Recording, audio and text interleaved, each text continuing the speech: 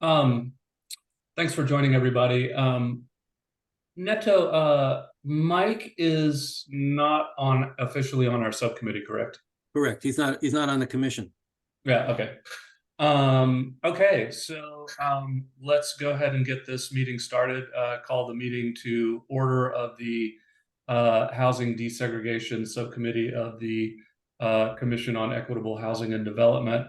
Um, Neto, do you know if I still need to read that opening statement at the beginning? That's a good question, and I don't have an answer for that. If you don't read it, I'm not going to tell. We're being recorded though. All It's this. being recorded. Yeah. So Yeah. Why don't I go? Let me just to be safe. there you go. Let me see if I can find that statement. Here we go. Okay. The Commission on Equitable Housing and Development meeting has now commenced. I guess it's actually the Housing Desegregation Subcommittee meeting has now commenced. It is August 24th at 1:04 p.m. This meeting is being held virtually due to COVID-19 to allow for social distancing and protect the public health. As we continue our efforts in meeting remotely, we ask all commissioners and guests to mute yourselves until called upon to speak to avoid feedback and background noise. For those who have dialed in using the call-in number, to unmute to speak, dial *6 on your phone. Also, prior to speaking, please announce who you are to identify yourself. As a reminder, this meeting is being recorded. We ask that you only use the chat function to request to speak or to announce that you are leaving the meeting so that we can track quorum. Also, in order to comply with the state open meeting law, attendance and votes will be done by way of roll call using audio, not by using the chat function. So with that, we can get started. Thanks for joining, everybody. We can kind of run through our agenda here. So I've done number one, call to order, the statement. I'll do roll call. Jay Young here, Lori Miserbo. Here. And Vicky Cusino is not here. So there you go. We have quorum, 2 out of 3 members. Let's see.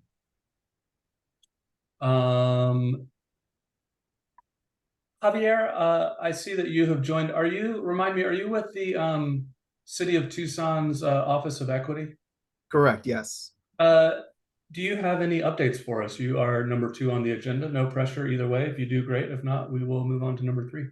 Yeah, just really quickly, just with respect to our Tucson equity data strategy. So as some of you might be familiar with, we've had really started pursuing a pretty comprehensive data strategy with Laura Sharp at the helm of that project. And this is going to serve as a great tool and a resource for a number of not only city staff, but also close partners with the city as we start to identify various indices and what it really affects in those various levels that can affect equity within the community itself. And so as we kind of move into that data strategy itself, we went through one survey round, which you guys probably received an email from the city manager regarding participating in that survey, which was I know, quite extensive. We're going into the second iteration of that survey where we're going to be weighting various indices. So essentially trying to identify what our community finds more valuable, more important when it comes to certain vulnerabilities within the community. So for instance, as an example, is it more important that you have a college degree versus having a job, or vice versa? And so the community will be able to weigh in on those indices as we start to put this weighting scale to a mapping system that is going to be developed for the city here in the fall. So to keep an eye out for that, I'd anticipate a communication coming down to the various commissions and committees that exist for the city of Tucson as an opportunity to provide that feedback for that survey itself. But short of that, that is where we're currently at. That's one of the biggest projects we have right now on our plate with the Office of Equity. That's great news. Thanks for sharing that, Javier. And if I recall, it's been some time, but I do remember meeting virtually, I think as our subcommittee, but I actually don't remember meeting with Laura and reviewing data that they were looking at and kind of doing this, which is more important and going through. Do you remember doing that, Lori?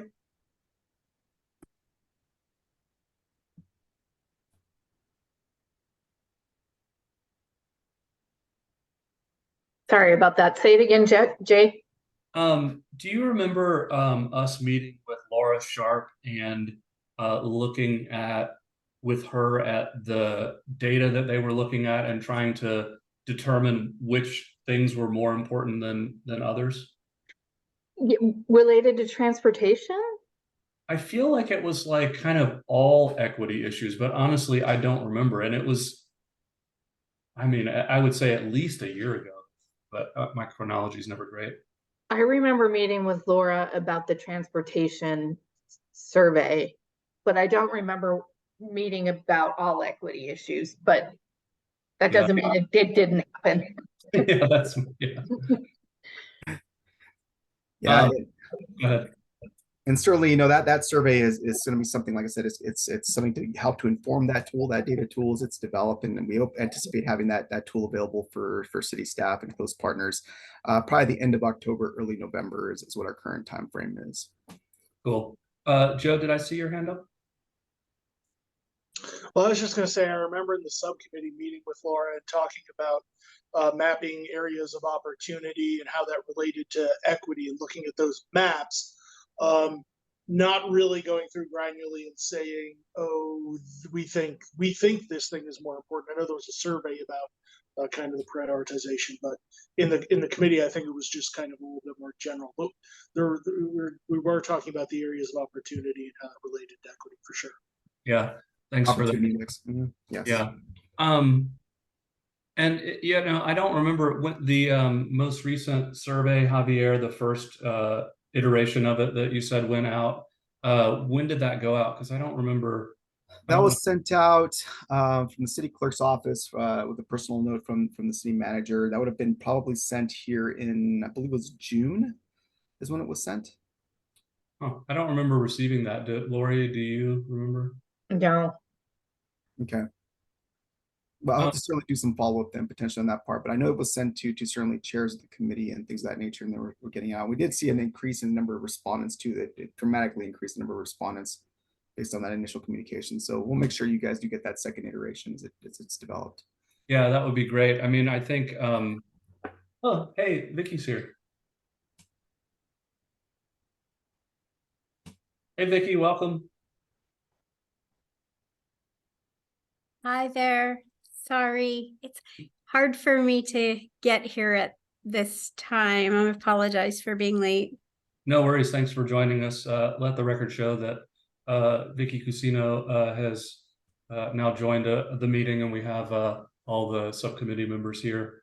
So Vicky, just to catch you up real quick, Javier is with us from the Office of Equity with the city, and was informing us about the data strategy that they are undertaking that's being led by Laura Sharp, and that they are basically getting data together and understanding what data they're going to be using to measure equity. And one survey has already gone out, and another version of that survey is going to go out that is basically asking people to kind of help rank what things are more important than others in terms of equity. I think the example used was like, you know, is it more important to have a college degree, or is it more important to have a job? Those kinds of things. So, and I don't remember taking the survey, so Javier was going to follow up and make sure that those of us, particularly on this subcommittee, and I think with the entire commission, are going to be able to participate in that survey. So I think that's the basic summary of what we've been talking about. You know, I think, Javier, that you know, I'm excited to hear that you guys are working through that, and you know, I think it's going to be really critical to continue to connect with y'all, because you know, one of the things that particularly this subcommittee has been discussing, and we as the full commission have been discussing as well, is you know, just exactly how are we measuring equity, and how are we going to you know, track progress over time. And obviously it sounds like the data strategy that y'all are putting together is intended to do just that. So you know, as we work through this kind of as a commission, I think it's been challenging to kind of figure that out, but you know, we want to work as closely as possible with y'all and you know, really be informed, particularly for the data that relates to housing, because you know, I think for our work as a commission, that's going to be critical. Yes, absolutely. And you know, if time allows for here in the future to make a presentation, a formalized presentation on your agenda, we'd be happy to do that. You know, as September, October potentially approaches here, you know, get certainly make that time and make that presentation to everyone. Yeah, that would be great. And you know, we do have agenda item number 2, Office of Equity update. So yeah, just if you guys, whenever you want to present formally or informally, you've got a slot, maybe just shoot me an email, let me know more or less how much time you want. We certainly don't need to hold to that, but obviously we'd love to have y'all present about the data strategy. Hey, Kenny, welcome. Hi, sorry for joining late, just running around campus and trying to do the tour of all the subcommittees. Thanks for letting me join. Yeah, no worries. Happy to have you join. Kenny, we were just talking about with Javier about the Office of Equity's data strategy being led by Laura Sharp, and they're working through that and are going to continue to connect with us and maybe present to us in the next month or two about the progress they're making. And also just to kind of catch you up, one of the things that, you know, this subcommittee and our overall commission has been really trying to figure out and move forward is, you know, what data are we using to track equity, and particularly housing equity, and you know, how can we use that data to track progress over time. So it's exciting to hear the work that the city is doing in the Office of Equity.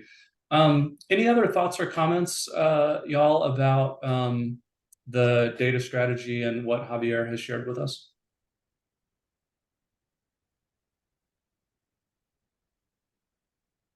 Okay, Javier, anything else that you'd like to add about that before we move on? I know that was the extent of it. Thank you so much for the opportunity. Great, thanks, Javier. Appreciate it. Moving on to agenda item number 3, City of Tucson HCD update. Neto, do you have any updates at this point? Yeah, I do. Good afternoon, Jay, Vicky, Kenny, Lori, and others. Allison can't join us. She's at the State Housing Conference, which began today at the Marriott Star Pass. It's a 2-day conference. Most of HCD leadership and others are at the conference. I was there this morning. In addition, yesterday, some of you may know, hopefully all of you know, that the City of Tucson HCD broke ground for the new Milagro on Oracle affordable housing project. It is, we were also joined by State Housing Director Joan Service. This project, which should be completed in about 18 months or so, we know construction, so maybe 2 years, will provide 63 affordable housing residences for primarily people 55 and older. Among this, included in the 63 units, will be 19 units devoted to individuals experiencing homelessness with supportive services. If you haven't seen the site, you may know it as the old No-Tell Motel on Grant and Alturas. There are 2 old motor court motels that will be refurbished, and in between those 2 units will sandwich a new structure. I believe it's 3 or 4 story structure. This is the first project by the city's nonprofit development arm, El Pueblo. It is the first project in 10 years funded in great part by the state LIHTC low-income tax credit. It was 2.1 million. So we are, understandably, we as a city, just excited about this new project. And so, you know, thank you, commissioners, for your support, and spread the word about the Milagro on Oracle project. The last item is I believe you received invitations or announcements that tomorrow on the 25th, the Mapping Racist Covenants will release its findings. that Professor Jason Jurgovich and others have been engaged in for the past year in examining historical records and just again mapping out where racist covenants once existed in Tucson, and that will be at, from 5:30 to 7 in the Sentinel building at the HCD campus there in Menlo Park, and it'll be in person and virtual. If you did not receive an invitation or announcement, please let me know, and I'll send you one. And in-person attendance is limited because of the space, but of course virtual is not. And HCD, as well as Southwest Fair Housing and the African American Museum of Southern Arizona, Chinese Cultural Center of Tucson, and missing one, maybe two other groups have partnered with Mapping Racist Covenants project to bring this to public. So that's it. Great. Thanks so much, Neto, and congratulations to you and HCD staff and the city for breaking ground on that important affordable housing project. Obviously, it's much needed, so that's really great news.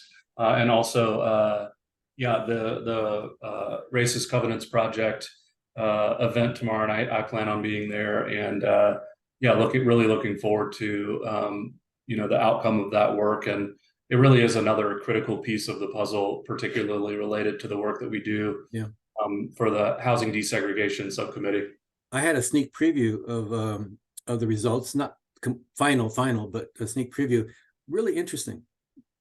Cool. Really, yeah, really interesting information. You must know people to have gotten a sneak peek. Well, I'm on the advisory committee, and so yeah. There you go. I snuck in, yeah. That's right. That's right. Cool. Well, I certainly will be there, like I said, and hope to see some of y'all tomorrow at that event. But yeah, I think that work is, well, one, I know that the work that they've done to uncover all of the racist covenants that they've been able to uncover was, it was tedious and painstaking. I know they had to go through record by record, essentially, looking for them. So it was certainly a big undertaking. And you know, the fact that the city of Tucson does not have redlining maps like a lot of other cities in the country do, the racist covenants was a big part of what helped create the housing segregation in Tucson, and you know, uncovering that and shedding light on that is critical. And obviously we know that those housing patterns are still very much with us today. So great work by Jason and his team, and looking forward to that tomorrow. So thanks for those updates. Thank you, Neto. And moving on, the one kind of main thing that I put on our agenda. Oh, Vicky, yeah, go ahead. Sorry, missed your hand there. Oh, just a quick question about that event. I see registration was required by yesterday. Can people still register for the Zoom? yes, Vicky. Yesterday's registration was for in-person, but if they don't have 100, and if you were to register today, you could probably get in. But certainly the Zoom is open. Okay. Thanks. And Jay, let me quickly add on just last note. There will be an interactive map as part of the Mapping Racist Covenants project. People can go and look at different parts of the community, maybe where they live now or where they have lived. But it's again, it's a very interesting, critical project that we'll have as a historical tool, as well as a current tool to use. Yeah, no, that's great. And you know, maybe we can have Jason come talk to either the subcommittee. I think it'd be worth having him come and speak for a few minutes at a full commission meeting to talk about the history of that, as well as the ongoing impact of housing segregation. So I can I'm sure I'll see Jason tomorrow. See him tomorrow, right? Can run that by him either tomorrow, or I can shoot him an email. So cool. Moving on to number 4, I put this on the agenda. It's the Urban Institute's Upward Mobility Framework. And let's see, did I hit enter when I put it in the chat? If you guys haven't looked at it, I just put the link in the chat. Maybe what I will do is share my screen in a minute here, but the reason that I wanted to share this is because I know that we have talked a lot about measuring and framework. Obviously, Javier was talking about the work the city is doing to look at data and try and measure equity moving forward. And I think it can be challenging to wrap our heads around what equity means, what kind of an equity framework looks like, what things make a community more equitable, and how to get there. I mean, where the rubber meets the road on this is really, really challenging, considering, just how much energy and treasure and time went into segregating us by race and ethnicity and by economic means as well. And I wanted to share this framework because I think it can help expand our thinking about how to get to a more equitable community, right? So that was the reason kind of for bringing this to the subcommittee's attention today. And like I said, I would like to go over it. Just real briefly, I shouldn't say real briefly. I was just telling my wife I don't like it when people say I'm going to be brief, because that never happens. So this might not be brief.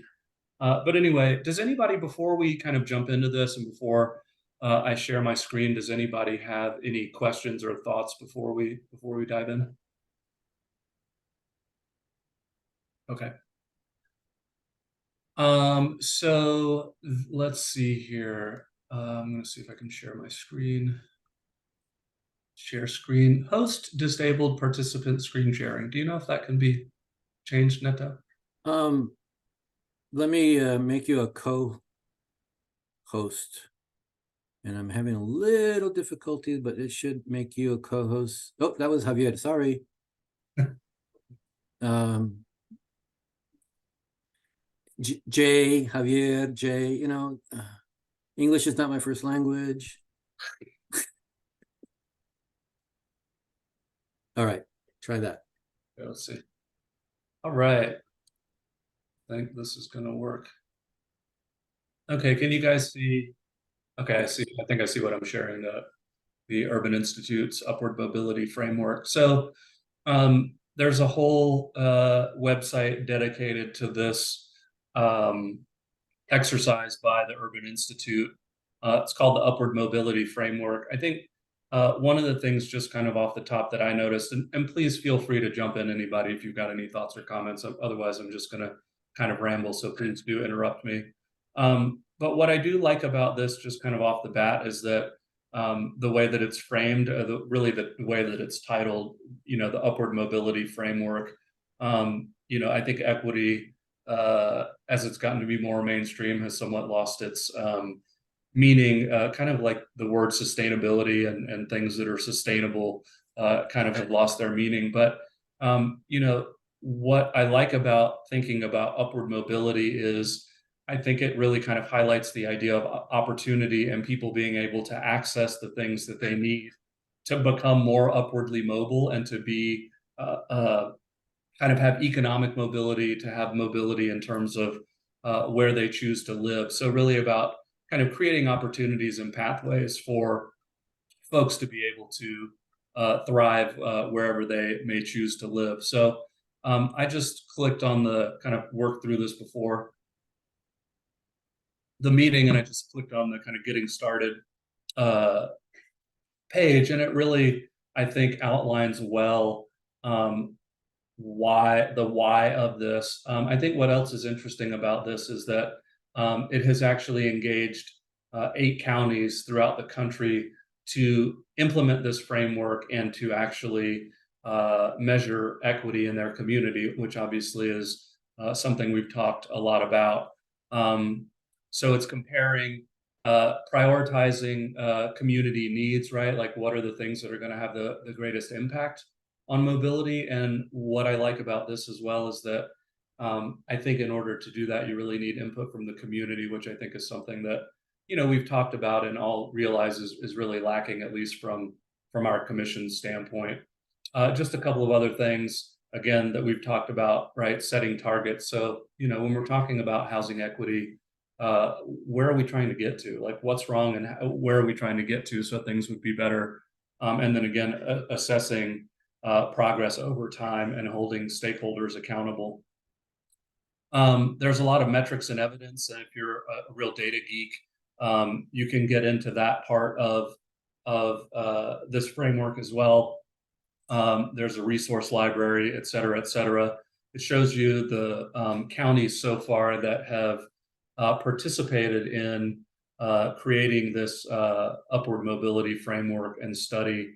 I recently talked to Bonnie Bazada with Pima County, and I believe she has gotten the green light for Pima County to apply for funding to do a county profile. So, obviously that will take some time, but I think there's some good movement there. So fingers crossed that Pima County at the very least can undertake this. But where I'd like to go from here is looking at the framework that they've created. So you've got the three circles: economic success, power and autonomy, dignity and belonging. And then you can see the different categories that they're looking at. And one of the things that I think it's worth noting as well is, this obviously is not just about housing. This framework includes, a broad perspective of equity. And I know obviously we're as a commission really focused on housing, but housing equity, housing stability, where people live obviously has an impact on all of these different things, right? Access to good schools, employment related stuff, your ability to find employment that has opportunities for advancement, access to healthcare. And then I think one of the things that I appreciate that they have included really is, based on this and how inequitable our cities can be, it really affects people's ability to participate fully in their community, whether it's, political participation, safety from crime. They obviously include just policing as well. So I think that all of these things are critically important. And, I think every community will be a little bit different. But scrolling on down, I think one of the places that I've looked here next was housing and kind of what they're looking at in terms of housing, since obviously that's what we're focusing on. So looking at housing affordability, and they're really couching housing in terms of opportunity-rich neighborhoods and inclusive communities. So I think that equity framework is helpful for our group. But then it goes into housing affordability, what metrics they're using, and kind of how to measure it, as well as housing stability. So, they continue with economic inclusion, racial diversity, which obviously we're the housing desegregation subcommittee. So that's a, big concern for the work that we've been doing, social capital, et cetera. So I'll just stop there. I really just wanted to share this, I think, not because I think it's necessarily perfect or that it's necessarily what our commission could adopt, but more just to show that there are complete frameworks out there that deal with housing and the related issues, and that they're actually, at least with this framework, there are counties out there that have created this framework and have really analyzed equity in their community. And then finally, one thing that I think is critically important and that I really like about this framework is that there's an actual planning guide that talks about kind of how to get there. And one of the things that it highlights really early in the planning guide that I remember is that there needs to be a willingness from local government to move this forward. And I think that we as a commission, one of the things that we really need to question and put front and center is, you know, at the end of the day, is the city of Tucson and our political leaders, are they really actually willing to engage in this work? Because I think if they're not, it makes it pretty clear that this isn't going to go very far without political leadership. So, whether it's kind of from the beginning, there's buy-in, or there needs to be more pressure from the outside to engage political leadership in this work. I think that's critical. And I guess I would just ask, considering that we've been with the commission for, over 2 years, and, we have put forward recommendations to mayor and council. I don't know that we ever really got any feedback on those. And to me, it feels like there's really not that much engagement from mayor and council with our commission. So, I think it's worth asking, what is the commitment to this equity work that I think we're all really, really struggling to move forward. So anyway, I will stop there, and I will stop share and just see if there are any thoughts, comments about this. And if not, that is fine as well. And we can move on. But I just want to stop there and see what y'all think. Yeah, go ahead, Kenny. I just wanted to say thanks for bringing it to our attention and sharing the materials. It's important to be able to see, our community not working in isolation, but also seeing what other communities are doing and participating in that way. So I think it helps the visibility and the legitimacy, right, of the subcommittee and the commission's work. Yeah, great. Thanks, Kenny. I appreciate that. Anybody else? Thoughts, comments, feelings, celebrations? Good Lord. I think your point about figuring out before we put too much effort into this, if mayor and council is interested in doing this work, I think that's a really important part. And then getting some commitment about helping us move it forward. And having the Office of Equity in our committee is helpful. So maybe there's a connection there, but I think the point you brought up is pretty important, because we have brought some things forward that don't seem to be moving. Yeah. Thanks, Lori. Vicky.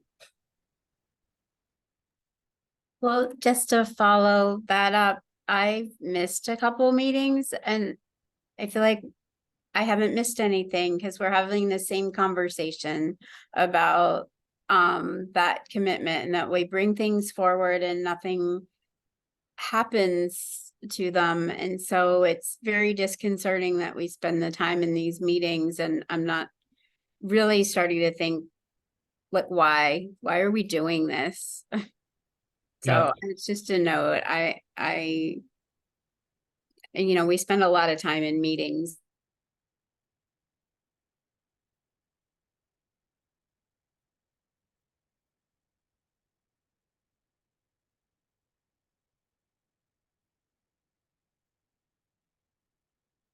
Is Vicky frozen for everybody? Vicky's frozen. We'll let her unfreeze. She'll be back. It's 100 degrees out there. It should be I know. quickly. Are people freezing? What's going on? All right, we'll move on to Joe, and when Vicky unfreezes, we'll get her back in. I'm sure once Joe starts talking, she'll unfreeze immediately. So go ahead, Joe. That's how it works. As soon as there's something else. So. Yeah, I got a chance to look over that framework a little bit last night, and when you look at the one with the different colors, there's the blue row and the pink row and the green row, and that part of it that you were showing, Jay, the interrelatedness and interconnectedness strikes me. Not when you talk about the fact that we maybe haven't gotten the buy-in that we would like from mayor and council. I also think that just in the committee, we haven't really advanced the kind of solutions that we need to. And the second thing in that blue row was housing stability. And I just see that affecting so many other things, from economic inclusion and social capital. If you're you're subject to eviction, if you're moving every couple of years, whether it's because of affordability or not, you end up with so many issues. building that social capital, getting political participation, descriptive representation, building a relationship with health services providers. That was one of the rows there. If you're on one side of town or the other, you might have to change doctors constantly, changing schools if you've got kids. Financial security, if you're having to move and pay a security deposit all the time and getting money sapped from you like that. There's so much of this that relates to that first column of housing stability, and it's something that not just the mayor and council doesn't seem to be all in on, but we have not advanced from the CEHD. Suggestions about that. And then the last meeting, I will say, it was nice to hear someone come in. I know we had some outside speakers come in and talk about something like, hey, legal representation in evictions, which is kind of a basic one, and something we've advocated for the last few years from a lot of local groups. But it was good to have a beginning for those conversations, and I hope that goes somewhere, because whenever we brought those up before, it just doesn't keep going. We don't have follow-up on that in the CEHD. So I hope we have more of that too. Thanks. Thanks, Joe. I mean, one of the things that I've wondered about as well, and I know that as a full commission, we are trying to put together a kind of a retreat and strategic planning, essentially, so that we can hopefully work through some of the places where we seem to be stuck in the mud. But I also wonder if maybe something that we could do as a commission is, instead of having subcommittees, is actually have working groups with a charge to complete something. Because I feel like one of the things that happens with our commission is, and all of this is understandable, this is not to cast blame or just aspersion, but they're just, when we bring these ideas up, it's coming up with housing stability policies as a commission. I think it's challenging because obviously we've all got day jobs, and that's work in and of itself, and obviously city staff is pretty maxed out as well. So it's like, well, who does this work fall on? And so maybe having maybe we just have one subcommittee, or one that's essentially a working group that's actually working through something that the commission agrees we need to work through and have some sort of work product on. Because again, I think part of my idea in sharing this framework with the group is not to say, hey, let's do this and this is a perfect framework, but just that there are a lot of ideas that are out there that really we could adapt to Tucson. It's not like we've got to start from scratch and we don't know how to make housing more stable for folks. This information is out there, and I feel like it's a matter of collecting the information and then actually figuring out how to operationalize it and actually have something come out of it, kind of to your point, Joe. And I don't know if there's something, and this maybe goes to the subcommittee members here, but if there's something else that I could be doing differently as the as the co-chair with Lori to move this stuff forward, I'm more than happy to take suggestions, because if there's something else that I could be doing, or a different strategy that I could take, I'm certainly willing to entertain any ideas. So if you've got any ideas now or during this meeting, please let me know, or if you want to contact me offline as well, I'm happy to discuss that. But I'm certainly open. So I don't know if there's any more discussion about this this framework. I'll leave the floor open for another few seconds if there are any more comments or thoughts. Otherwise, I can move us down the agenda.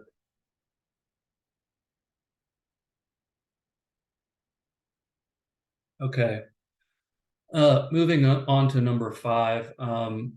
And as you will probably notice, this agenda is pretty much the same. We kind of agreed that to have a more or less set agenda that we could kind of plug and play with, and things that we know are kind of ongoing for us. So number 5 is vision and goals for the Housing Desegregation Subcommittee. And obviously, there are a number of points under that. You know, and I feel like we in a lot of ways covered some of these things that are in the vision and goals for the housing desegregation subcommittee.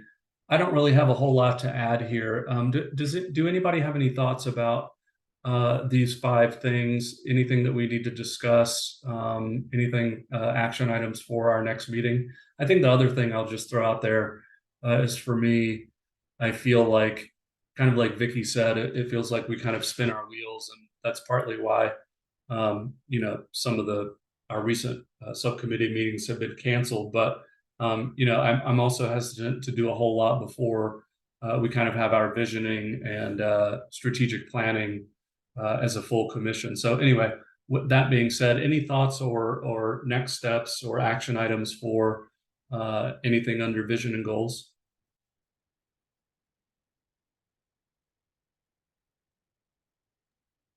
I guess I would ask if you have any thoughts about what we do to try to move some of these things forward. I know we've had this conversation, so I feel slightly hesitant to bring it up, but is there something that we as the subcommittee can do to support you as the chair in figuring out how to move some of these things forward? Because otherwise I feel like we will just be meeting again next month. And I don't know if we bring it up in the full commission, if we talk to Jim, or what we do. And I feel like it's likely that once it's brought up, that other commission members will feel similarly, because we do a lot of talking and not a lot of doing. Yeah. No, that's a point well taken. And I guess, you know, now that I am the vice chair of the full commission, you know, I have been a little less over the last month or so, just because of, you know, summer vacation and schedules and whatnot. But, you know, my conversation with Jim has basically been, we really need to figure out as a group what it is we're doing. And that's the idea behind, you know, having the strategic planning and actually having a facilitator to help us do that. Because I don't know, that's usually what I turn to when I feel like there's kind of some organizational stagnation or lack of direction. I feel like, you know, having a facilitated planning session where we can get things on paper, come to agreements, and, you know, have some actual to-dos can be helpful. So that's kind of been my approach up to this point. I don't honestly know really what else to do, Lori, and I don't have the answer to that, and I also kind of put it back on y'all. If you guys can think of something else that, you know, I can do differently in terms of moving the ball forward with this stuff. You know, I know particularly like for this meeting, you know, I don't think we've got any thing in particular that we want to take back to the full commission that we want to ask for action on, but I certainly will report out.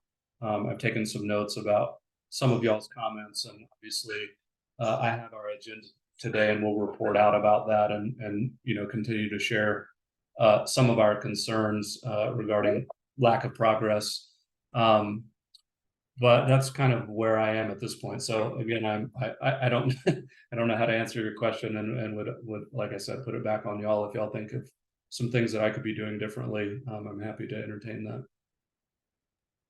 I think knowing that we're going to have a retreat, and as long as we can, or at least you and Jim have some input on that agenda, and that we can be really honest about where we're at 3 years in, I think that's a good first step. Yeah, no, that's a good point. And maybe one of the things that we can really tackle at our next subcommittee meeting is thinking about what we would like a retreat to look like. You know, what is it that we want to accomplish?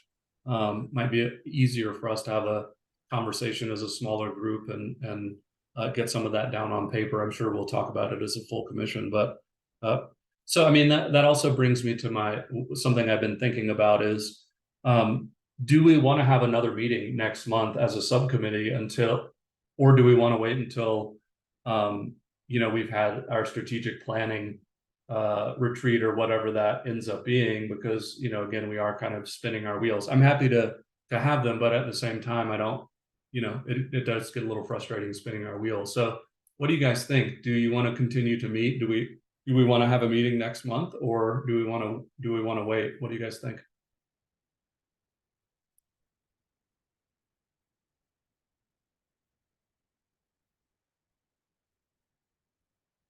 Okay, Vicky's getting back on. Hey, Vicky, are you back?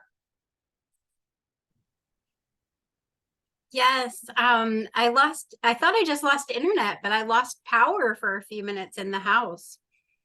I've So had I that. don't know. Sorry about that. I didn't know No. if you got my text. I texted you.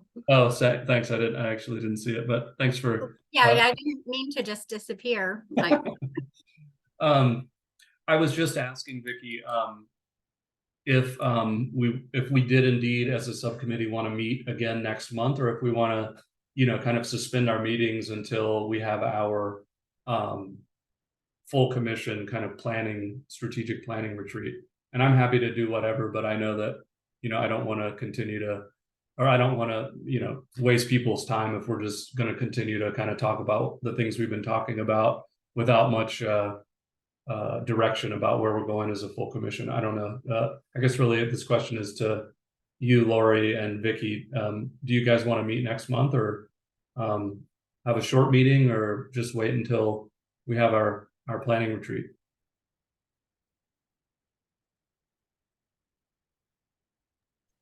I'm okay with waiting for the planning retreat.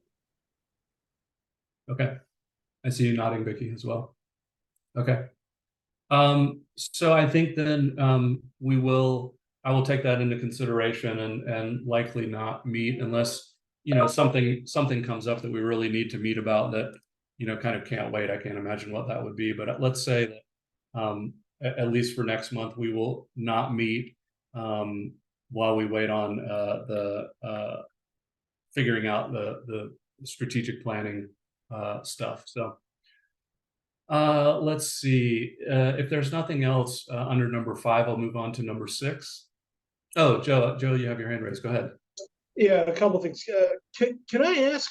I know there's been talk about facilitation and retreating, and I assume that anytime y'all get together, you're subject to open meeting laws. I'm curious, what's the difference between your retreat and y'all having a meeting? That is a good question, and I imagine that if we do a strategic planning retreat, we would essentially have to abide by open meeting laws. But I don't think we've gotten that far. It's been a challenge thus far, Joe, to figure out how to get a meeting facilitated. Just, you know, navigating the city's procurement regulations, and then I don't think we've gotten that far. But I can't imagine we wouldn't have to abide by open meeting. Go ahead, Neto. No, I was going to say that would be my almost, you know, 100% assumption. It has to be a notified agenda because you are a public group, right? Yep. Joe didn't ask, but maybe there's another question there is, can the public attend the retreat? Right. Mm-hmm. So, well, yeah, I mean, whether if you've got an open meeting law, I assume that the public has to be allowed to attend that, or you know, at the very least, if people aren't attending that, we should be able to be aware of what happens in that session. So hopefully there is, you know, a recording would be best, but you know, otherwise some kind of notes, action report, whatever is. I mean, some of those things are mandatory, of course, under meeting law. But yeah, I was curious about that. The other thing I'll say is, you know, we kind of sped over in number 5. You know, how do we get together suggestions about these kind of things, and city staff's busy, and do people have the time? I will say that one of the subcommittees, I don't remember if it was the Housing First subcommittee yet, or if it was still permanent supportive housing, but we had Joanna Carr for like 2 meetings before she left for the Arizona Housing Coalition, and came in and did a whole section on, you know, kind of tenant protections, eviction protections, what other places are doing so that we're not looking at reinventing the wheel, or compiling anything. And I feel like that never went to the main commission, and so we're kind of back at the start, and I don't know if that's what has to happen again, is just have somebody come in and say, yeah, here's what other places are doing, and have good suggestions around displacement and gentrification. But you know, my hope would be, of course, that doesn't stop at a subcommittee, that say, hey, we're going to prioritize. Here are the best suggestions for it that we can do. Here's the ones that maybe aren't preempted by the state legislature. Here's a couple that are, and I know some states have passed things, laws that would be effectively trigger laws, so that if the state repeals a preemption, they would go into effect. So those are possibilities too. But I would hope that would get to the commission, and then the commission could take those and get them to mayor and council, of course, so that we're not stopping there. That was my other totally unrelated to the retreat kind of part of the question, because it seems like it's easy when the suggestion is we need to do something about we need to have staff look at zoning. It's like really easy to get that to the council, and there's a lot of all in and a push for that, but some of the other stuff isn't as we said getting there. So I hope we can do that, and I hope, going back to the first part, that if there is retreat, we can see kind of what goes on there and what the commission thinks its focus needs to be.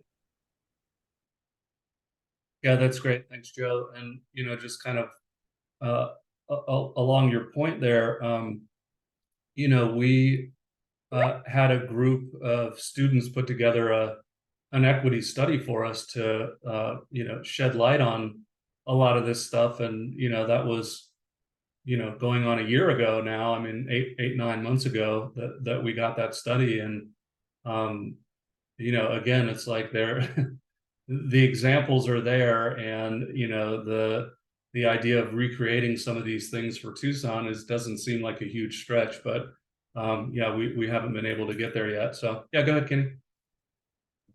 Yeah, I was curious about that study. You know, I think it would been done before I joined the commission. I was curious how that process got started, and if there's a way to build off that, you know, what that mechanism might be, just to address the things we're talking about.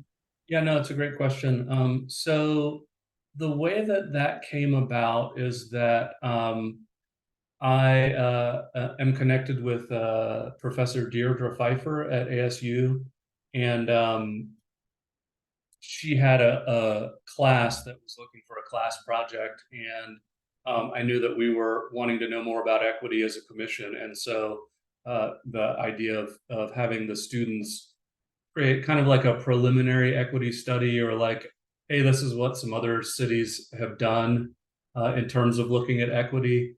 So they took a semester to put that study together, and I and others over time met pretty regularly with the students to help provide some guidance as to what exactly the commission wanted. You know, the commission was aware of, you know, what was going on with the study. And then, yeah, once the semester was over, the study was presented to the commission as, you know, hey, here's what other cities are doing. Here's what could be done in Tucson, you know, and really just to kind of educate the commission about what it looks like out there in other cities. So does that answer your question, Kenny? But I don't know how to build on. I mean, I think that's where we've been stuck, is like, okay, well, so how do we build on that? Or, you know, we've got the framework I presented today. Again, maybe not what we want or not perfect, but like, how do we build on that and actually make some progress for Tucson? Joe, do you have another comment?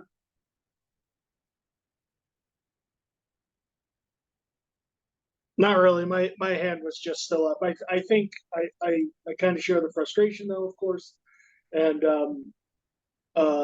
I don't know how it is that we say, okay, we're going to have a conversation about this in the CEHD, and the end of that conversation is always, hey, thanks for having the conversation, let's move on. Yeah. I don't know whether to put that on the leadership of the CEHD, and I know you're new to one of those roles, Jay, but I don't know whether that's or whether the body needs to push leadership more, whether that's something, you know, whether Jim just hasn't felt like, okay, we need to send these, we need to, there's stuff to do here. I don't know. It's disappointing. Yeah. Anything else? I guess we kind of are on number 5. Anything else before we move on to number 6 on the agenda? So number 6 is action items for the Housing Desegregation Subcommittee. I think we have basically talked about what our quote unquote action items are, which is not a whole lot. I think we're going to report out to the commission about our ongoing frustration, and then also that, you know, unless there's something else that is earth-shattering that we need to meet about next month, we're not going to meet because we would rather wait until strategic planning, the retreat is done, or that there's some more direction from the commission. Are there any other action items that we have discussed thus far that I have missed, or any other action items that we feel like we need to take?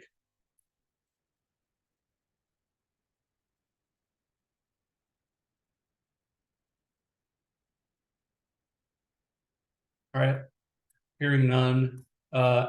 Agenda item number 7, action items for CEHD. Again, I think this just basically goes back to our ongoing frustration and expressing a desire to actually make some progress on some things, and kind of how we feel stuck and need to find some mechanisms that help to get us down the road a little bit. Anything else regarding action items for the full commission that we've either discussed that I'm missing, or that we haven't discussed? Go ahead, Netta. Jay, would you like me to put the Urban Institute study on the agenda for the full commission, or at least attach it to the full commission's agenda for? Yeah, I think it'd be great to attach it. I don't know that it's necessary to have a slot on the agenda to go through it, but yeah, that'd be great. Appreciate that. And during your update, you might mention boom. Yep. Okay. I can do that.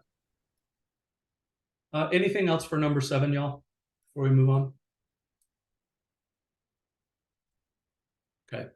Number 8, call to the audience. This is the time when any member of the public may address the commission or the Housing Desegregation Subcommittee of the Commission on Equitable Housing and Development. Due to time constraints, the total time allocated for this is 15 minutes. Individuals are allowed 3 minutes each. Due to open meeting law, commission members cannot discuss topics that are not on the agenda. Items brought up by the public may be considered as an agenda item for a future meeting. So this is the call to the audience. Is there anybody in the audience that would like to speak?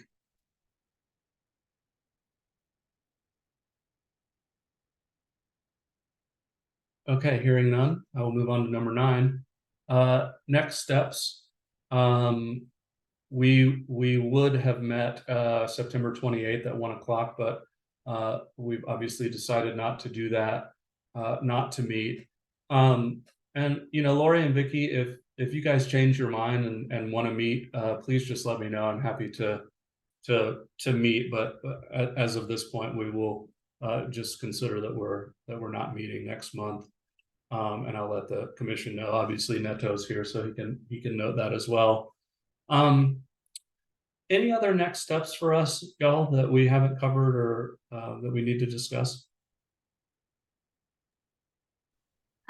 Jay, just a note about future meetings. If I'm not going to be here, I'll let you know.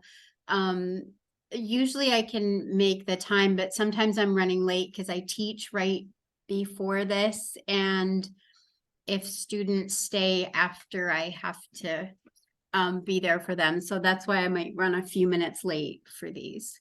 Okay, yeah, no problem. Appreciate that. Any other next steps before we move on to adjournment? Okay, number 10 is adjournment, and without objection, our meeting is adjourned. Thank you, everybody. Thank you. Thank Yeah, take care. you. Thank Take you. care. Bye. Take care.